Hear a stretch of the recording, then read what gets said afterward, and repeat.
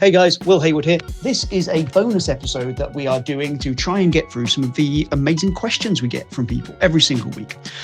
Your next episode of 4 Wales, See Wales will not be coming on a Thursday as usual. It will be coming on Friday afternoon after we get the results of the Caerphilly by-election. So you will be getting an emergency pod reaction. Should be very interesting. We might be a bit sleep deprived, but we're very keen to bring you some analysis of that. So in the meantime, enjoy this episode and we will see you all on Friday. This podcast is sponsored by Hello Starling. Hello. And we like them not just because they make this podcast financially viable, also because they've provided us with chocolate and a water bottle. And water bottles. I can't wait to tuck into both. I always say water goes best with chocolate. It does indeed. You do always say that. I always say that. One water bottle that we're sharing equally. So Hello Starling are not a PR company. They are media buyers. They help plan your strategy for how to get your product and service in front of people's eyeballs. And they sent me a handy booklet where they've talked about some of their previous campaigns. Go on, what have they done? So they did something with Amgueddfa Cymru, the Museum of Wales. I've been seeing so much stuff genuinely of theirs recently, like everywhere. This is a Hello Starling. Their campaign increased the awareness of the National Museum of Wales by over 50%. So, that is considerable. Visit Orkney had a 74% increase in web traffic. Well, why let me waste my time going to Shetland? If I don't see one of these, I could have gone to Orkney. They're really proud to work with Wales's Violence Prevention Unit, which helps reduce sexual harassment in the nighttime economy. They work with all kinds of clients, and for instance, they did something with an integrated campaign to promote Shropshire, and that saw a 200% increase in website visitors during the campaign for Visit Shropshire. They are really, really good at what they do. They get it. They are very good at navigating the world of online media and getting your product in front of people's eyes, and I highly, highly suggest you use them for a campaign. And all over the place as well. Like, obviously, we're a Wales-based podcast, but our listeners are far-flung. Visit them at hellostarling.com to see what they can do for your organisation.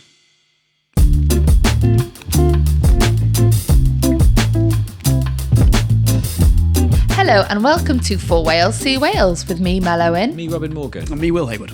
Guys, we have extra F. Content. Go, go, go. It's because to where? The question and answer section. Mm-hmm. Can you hear that? That's the rustling of our mailbag. Oh. We wanted to drop an extra F because we get so many great questions, and also the main Fs at the moment, there's so much politics going on that we didn't want to ignore the questions, so we thought extra F. Yeah, because we really appreciate them, and we appreciate the time and the care and the effort it takes to put them in, so thank you for those. Yeah, genuinely, thank you very, very much. So, let's get into them. We're going to rattle through some questions. Hopefully this will go up like over the weekend or kind of early the week after, and you'll have just something extra to chow down on. A treat for being so good. Moosh, moosh. Right, so the first one comes from James Hitchings-Hales. Great surname. Hitchings-Hales. It'd be a really good author. JHH. Yeah. J. Hitchings-Hales. Okay. Hello. I have a question for the pod, although probably one for after the by-election. Right, we're going in now. Sorry, JHH. With Zach Polanski surging in the national polls and capturing the national imagination, why is it that the Greens are historically so shit in Wales? James's words, not ours. One of the first things he did after winning the leadership was visit Cardiff. Is that a sign that he thinks they can make inroads at the Senedd election? Why the Greens haven't done historically well in Wales is a few reasons. So the first thing is there's lots of places where the Greens haven't done well. Obviously in Wales we also have Plaid Cymru, so it's a more congested left of centre. The Greens actually, even though they sometimes don't say it, are a pro-independence party. I didn't know that. Greens are pro-Indy. Because they're such a democratic party, someone put forward a motion, it was voted on, and it became a policy, because that's how they create policy. So they really don't shout about it at all. Well, a lot neither does apply, to be fair. At the moment, definitely. A lot of their voters, who I've spoken to, some of them aren't aware of it. They're pro-independence. That's funny. Because they're pro-independence in Scotland as well, and that's why they've worked with the SNP. They've done alliances with the SNP. I think part of the thing with the Greens is they are really aggressively, they target particular areas. They they threw loads into Brighton, they put loads into Bristol.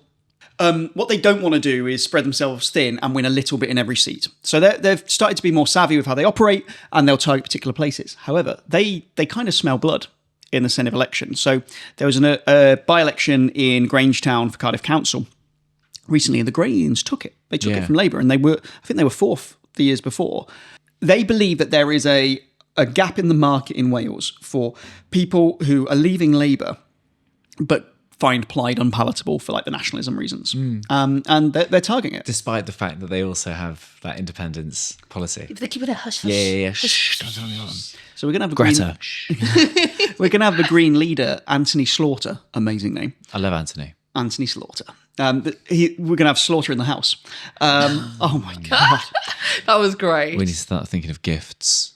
Oh my gosh, Treats. yes, steak. Yeah. yeah. Charcuterie. Just Yeah. loads of red meat. Sausage. Would the Green Party leader love lots of meat? Does he eat meat? Does he eat meat? We need to find this out, actually. I think he is vegetarian. Lots of corn. Corn. He's Well, let's bring corn sausages. We have to, right? Oh, yeah. Or just a Caesar salad. Yeah, but not with chicken or bacon bits. Yeah, all the dressing, all the... All the fun bits. This is probably an off air kind of Yeah. conversation. We'll do this off pod. But yeah, Disagree. This is not what JHH wanted. yes. What about you guys? I'm not asking which way you vote, but have you ever do you notice the Greens as like a... Yeah, I mean, I don't vote, but I think it's sort of, like the Greens have always obviously been like steadfast within left of centre circles. I was born in Brighton, obviously them having their first MP there, sort of. So there seems to be quite a lot of. Very aware of. I've always been quite impressed with Caroline Lucas as well. But yeah, I've always thought they haven't done particularly well in Wales because Plaid, basically, because of this left of centre thing, where if you are done with Labour, there is another left of centre team. There's an offer. There's an offer. Yeah. You can go for. Whereas I think that's why your party in England seemed to have a swell of support, because there was an alternative on the left. I think it's always been that kind of thing. I know, friends and family members who have voted for Greens at council elections, but would never at a general because of tactical voting and things. Mel, would your horse ever vote Green? As he's also a vegan, so he'd love it. If I may be honest, I don't take them seriously. Okay. But I'm really open to be proven wrong. Save something for Anthony Slaughter. But and I would say You're basic. you basic bitch. Oh no, I would say this to his face. In that it's got very Real Housewives again. I'll say it to his face. I don't care. I'll say it to his face. Genuinely, I don't take them seriously, but I am open to be proven wrong. And I just think that is because, not that I don't know what they stand for, because it's very obvious their main policy areas. But like you said, they stand for independence. Didn't know that until 2 minutes ago. Other policy, I don't know what else they stand for, and I think I just don't. To me, it seems like quite childish politics. But like I said, I am really open to be proven wrong. Did you see Polanski on Question Time last week before? Fiona Bruce like going down the panel and stuff, and they had Polanski on, and said Zach Polanski, the new leader of the Green Party, who wants to legalise hard drugs, and then on to the next person, and he was just there, just like, okay, I'm being thrown under the bus here. Oh my! I will be honest. Like, slight side note, I haven't watched Question Time in months because I find it. I find it makes me want to vomit. I find it too uncomfortable. I find it so. I don't think anything is achieved. I can't sleep after I watch it. No, exactly. I'm so enraged. So no, I didn't. But he must. How did that go for him? Did he come across well on the program? I think it completely depends. I think probably it's like one of those ones where someone will post the same clip and go like, "He slaughtered." What's the reform spokesperson? Zia Youssef. Yeah, he slaughtered Zia, and then Zia absolutely slaughtered Polanski. So I think it's like the same clip, right? He called Zia Youssef a fascist to his face. I respect that. There was a lot of it got quite spicy. Wow. Okay, I might watch that back. So I spoke to a few people within Welsh Greens, and they had their conference recently down on the south coast of England. There's two south coasts, and one thing they are liking at the moment is a bit of fight, because he's a much more combative than a traditional Green leader. He's going like, we're going to replace you. We're going to do this. This is not on. Whereas Green leaders before have been very measured. Leaders plural as well, because they always had joint leaders, and it feels like, who is this person? So yeah, I think with the Greens, it's going to be interesting. I mean, I think they'll win a seat. I think they'll win Cardiff, Cardiff West. I think that's going to happen, and I think Slaughter will be in the House because he's top of their list. They could win a seat elsewhere. I think the very, very highest watermark for them would be 3. I think that's unlikely. But given the maths in the Senedd that we could have, they could be kingmakers. Yeah. Although they're Republicans, probably. The new Dons. Nice. So, so we'll you'll get more Green content soon. But yeah, I think that's kind of why the Greens have never really made inroads in Wales so far. So the next question comes from Ben Harris via the YouTube comments. Bless him. He says, hi guys, I really love the podcast. It's really got me interested in Welsh politics and you're all doing the Lord's work. Don't tell Darren Miller. I have one question for you guys. You know how Andy Burnham, Mayor of Manchester, is nicknamed King of the North and has recently been getting a lot of media attention as an alternative to Keir Starmer? Could a Welsh FM ever be in this position? If a Lynn Morgan was in a less shit position, would people... Sorry. It's a fair question, Ben. If Eluned was in a less shit position, would people be calling her Queen in the West and trying to find her a by-election to get her to Westminster? What would it take for Welsh politics to be relevant in the London media? That's a really good question. I think that's so great. I feel like I think the only time I can remember that happening is COVID, when people were really comparing Drakeford to Boris, and we just moved back to Wales, and a lot of my English residing friends were like, oh, we're quite jealous of how you guys are doing it over there. Yeah. So I think that's when his sort of like UK profile really rose. I don't think there ever was an assumption where he should stand as an MP to sort of, because I think, who was the last Welsh leader of a Westminster political party? Kinnock. But there's only ever been one Welsh Prime Minister, and that's David Lloyd George. Yeah. Only one. And how did he do? We've had more born in America. What did he do? We've had more born in America. Wow. And actually, David Lloyd George, I think, wasn't actually born in Wales. I mean, he was a Welsh speaker. Like, I'm not doubting David Lloyd George's Welsh credentials. Yeah, I've been brave of you on the pod. Yeah. as a very clearly English man. I had a conversation recently with someone which was interesting, and they were actually within Labour. And they said, don't you think it's telling that Labour have been in power in Wales for 25 years, and at no point has there ever been any clamour for the person leading Welsh Labour to lead UK Labour? Yeah. That is so interesting, yeah. Do you think that's Kinnock's fault? Oh, do you think he fucked it for everybody? I think they might. I think a Westminster person might go, he's got the same accent.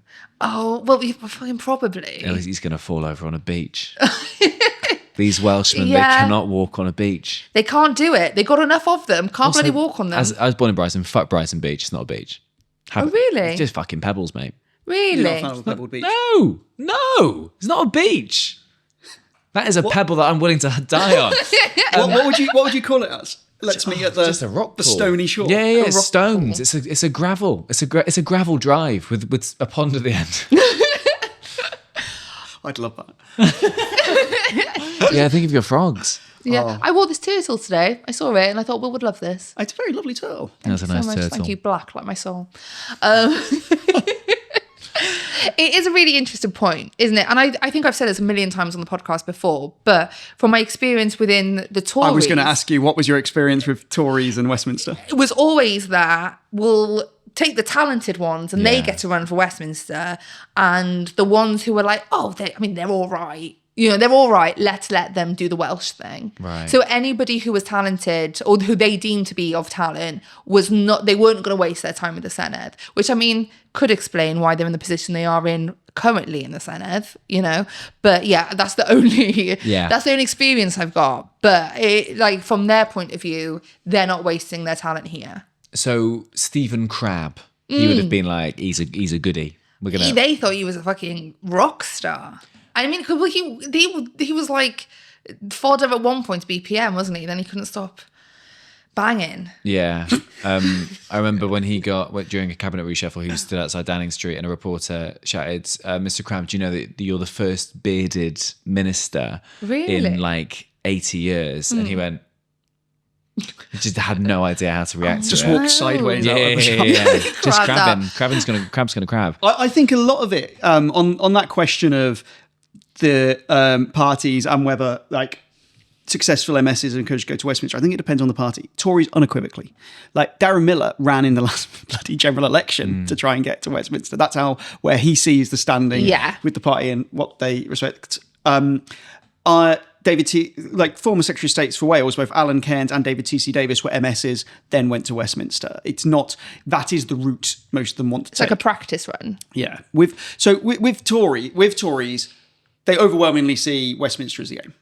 With Labour, it depends. So Labour MPs, as a rule, not all of them, but Labour MPs generally are pretty contemptuous of their MS brethren. Yeah. Pretty scornful of it. They see it as a bit of a joke. There's more pro-Devo MSs in the Senedd who actually support devolution and want to support it.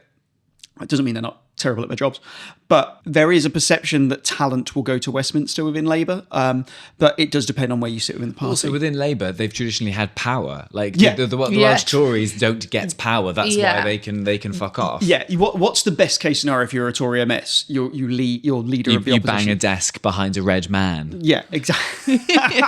And then you've got Plaid, and Plaid are interesting because you Do can't... they do the opposite? Do you reckon? Yeah, well, Plaid's constitution says the leader of their party has to be a member of the Senedd. So before... it took me a second to... Yeah. When Adam Price stepped down, the Renicorn was due to be the Ynys candidate for Westminster, and he stepped down from that, and Llanos Medi took that position because he couldn't be leader. Yeah. And so ultimately, it's written into their very DNA that the end goal for them is the Senedd. Yeah, so the big dog needs to be in Wales. Yeah. But it's an interesting thing for Plaid in Westminster because they are going to...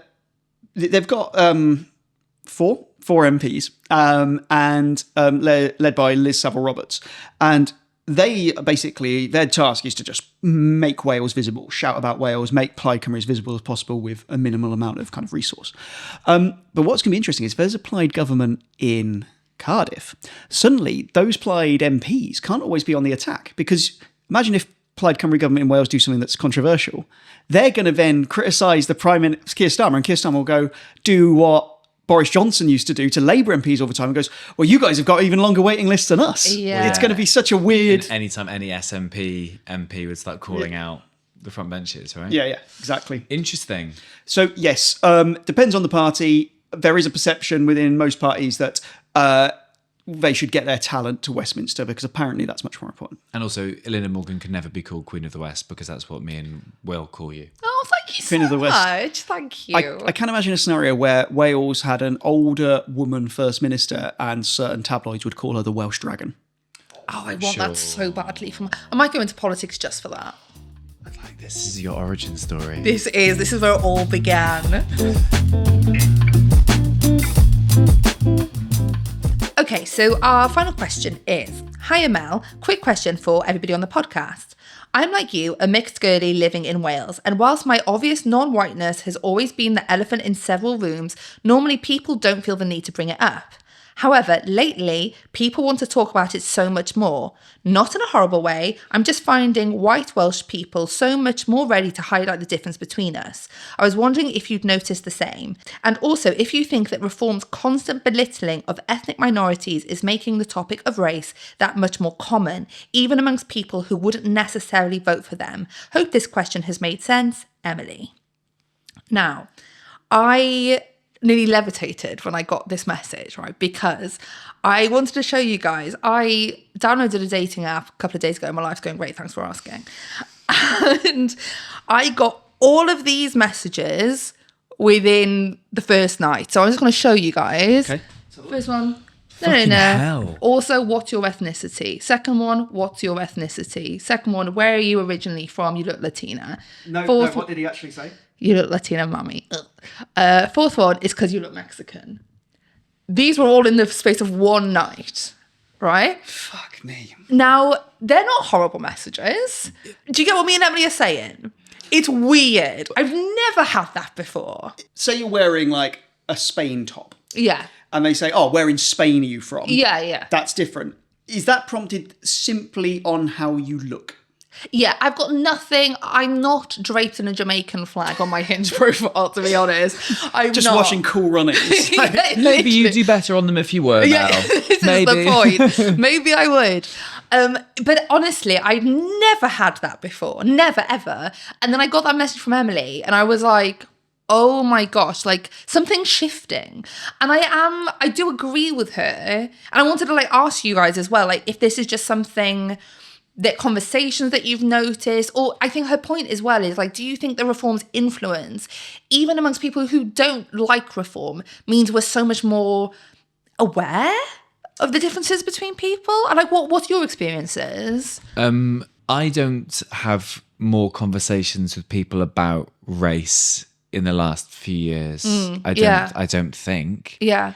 And I think sometimes I am very aware that like I'm online, but I'm not one of those chronically online people. And I think I try and have like a degree of removal from it and stuff. And obviously online discourse is just, you can't, it was a bin fire a few years ago, but now it's just, it's unreadable, that like the comments and the way the algorithm is sort of pointing you towards divisive topics and stuff.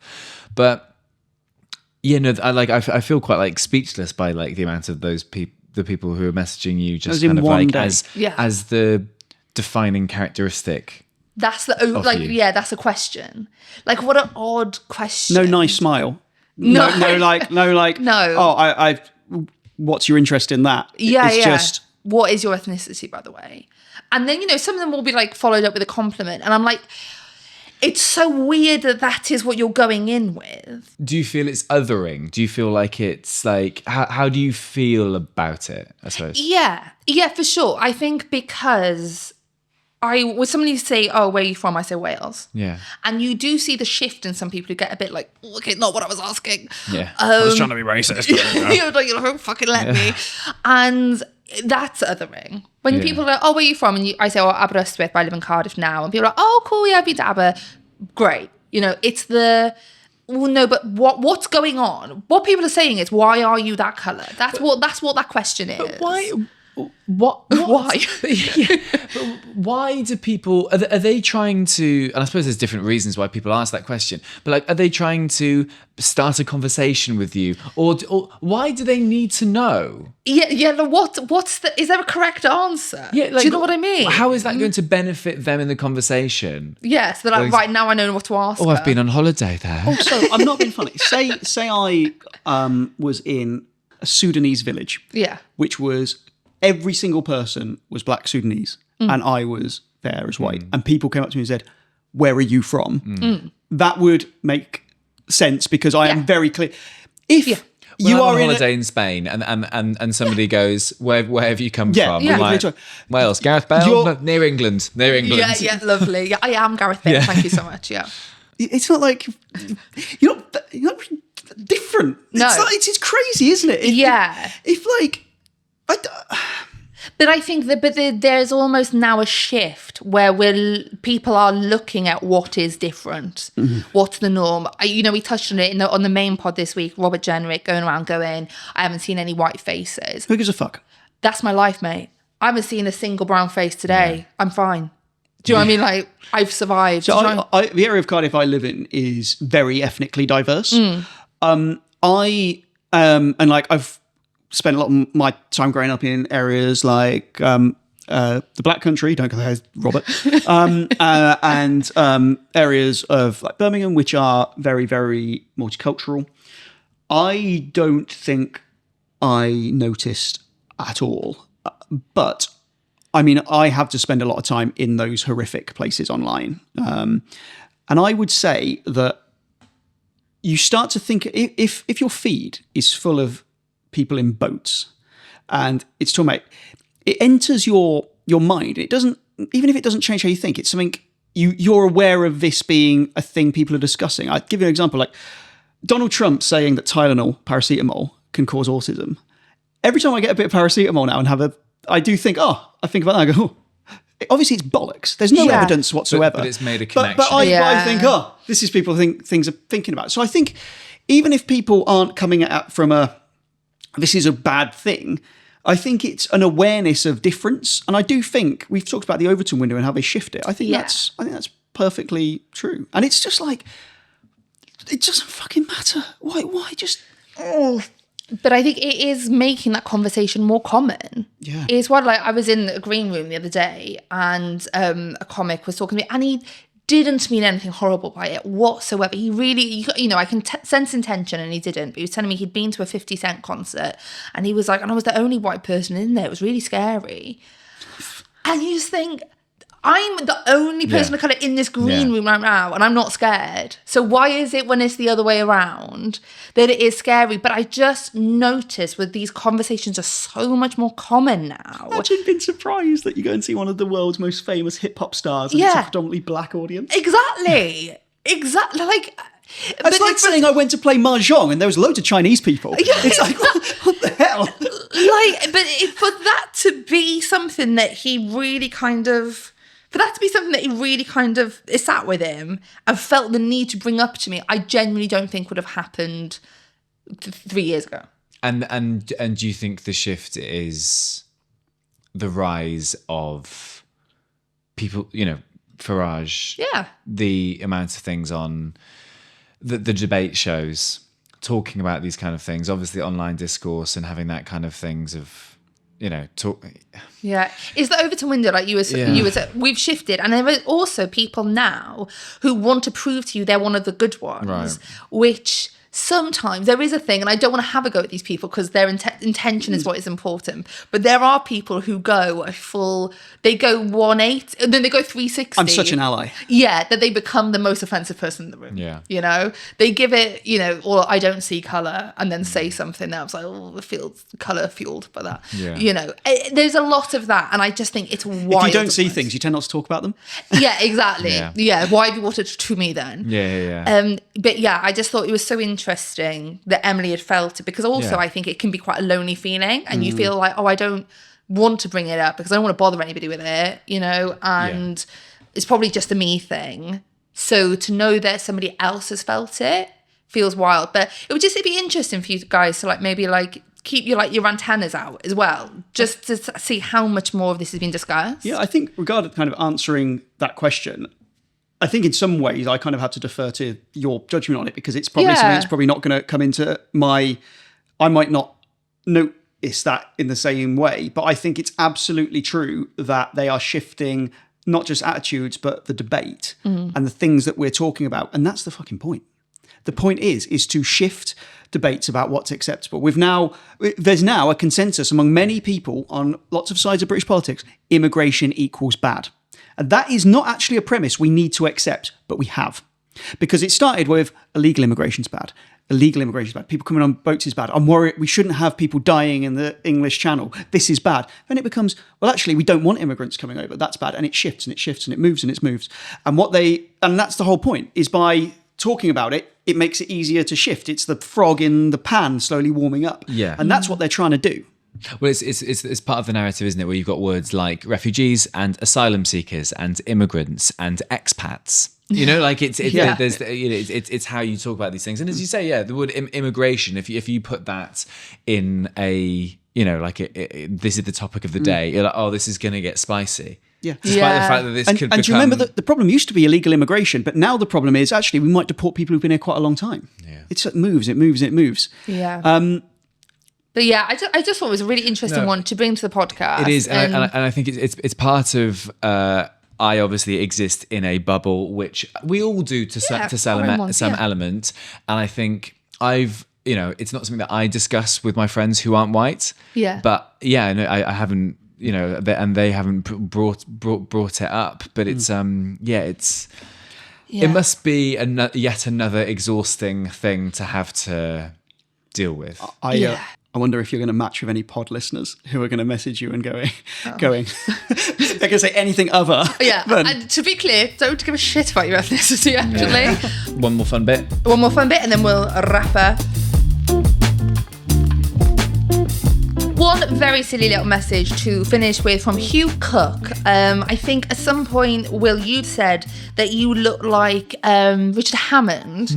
And Hugh wanted to say, can we just agree that actually your doppelganger is Alexander Rybak of Eurovision fame? Oh my God. Right. Do you know who he is? Because I didn't. So Alexander Rybak won Eurovision from Norway in my first year of uni. And he was... in the gay scene, he'd be a twink. Oh, Sure. okay. Have you seen what Alexander Rybak looks like? Well, I've got one here. Here's him playing a fiddle. His song was "I'm in love with a fairy tale." And you are in in love. I don't think he looks like you. I think he's got Zac Efron hair, which I know you had at that time. Maybe that's what it was I as think it's well. that. Yes. I will show you. Producer Daryl will put a picture up from back. You will, Daryl, of me back at that time during the Ryback years. The Ryback years, the golden era. Thank you so much to Hugh Cook for sending that in. And you must have, if this is still happening, then, you must look like him. I just don't Isn't see that it. amazing? There's sort of like, well, you look like this person from like 20. I had people used to say, this would be like 2005, that I look like Glyn from Big Brother. I got that quite a lot. Really? Glyn Wise. I would have never have said that. No, not at all. You're just Tall. tall and White. So white. I never would have seen it. Okay, lovely little extra pod. No. I hope you enjoyed it. Yeah, I enjoyed that. Very, Very much. I hope you enjoyed the extra pod. Yes. Enjoy it, savor it. what we will say is want to keep this podcast growing. If you know people will be interested in it, share it, like it, give us a good review. Yeah. Reviews and 5-star ratings are actually really, really helpful in terms of the algorithms love them. So please do that. See you in a few days again. Yeah, I know. We're stalking you. I've been Robin Morgan. I've been Mel Owen. I'm Will Hayward. Bye. Bye. Ta-da.